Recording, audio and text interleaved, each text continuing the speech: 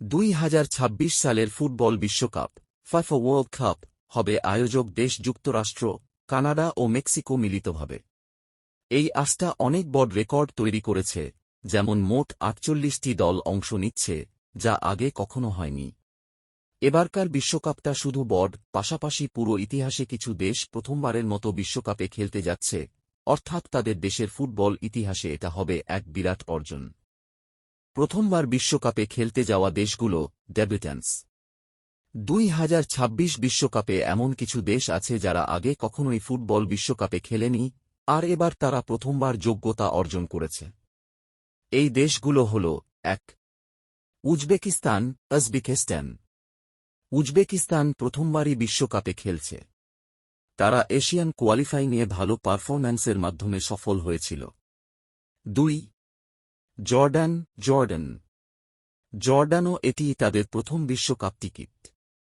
বিশ্বের সবচেয়ে বড় ফুটবল আসরে তারা এবার প্রথমবার পা রাখছে।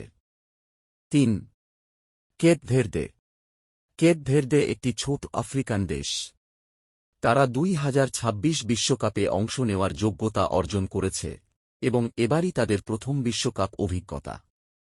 4. কুরাকাও প্রথমবার বিশ্বকাপে খেলবে। এই দেশটি একটি ছোট ক্যারিবিয়ান ফুটবল দল এবং এটি বিশ্বকাপ ইতিহাসে নতুন একটি দলের আগমন। 2026 বিশ্বকাপে মোট 48টি দেশ অংশ নিচ্ছে, যা বিশ্বকাপের ইতিহাসে সর্বোচ্চ সংখ্যা। এর মধ্যে 4টি দেশ প্রথমবারের মতো বিশ্বকাপে খেলতে যাচ্ছে: Uzbekistan, Jordan, Cape Verde, Curacao. কেন এটা বড় ঘটনা? বিশ্বকাপ ফুটবল হল সবচেয়ে বড় আন্তর্জাতিক ফুটবল টুর্নামেন্ট। প্রথমবার অংশ নেওয়া দেশগুলো নিজেদের ফুটবল ইতিহাসে নতুন অধ্যায় লিখছে।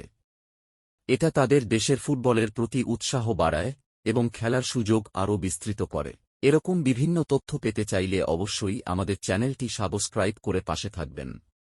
ধন্যবাদ।